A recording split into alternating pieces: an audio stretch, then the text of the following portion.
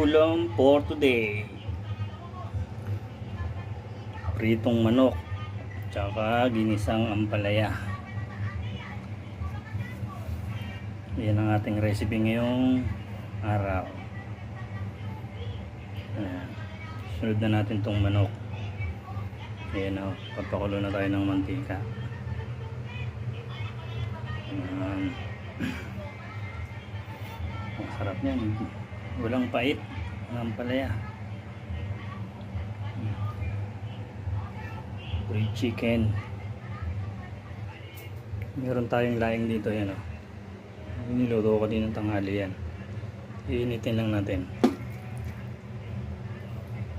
Yan.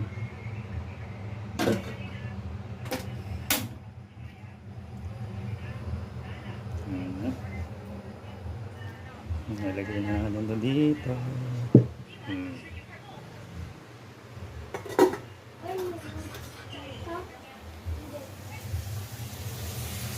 Luhaluin lang natin to. Megus natin yan.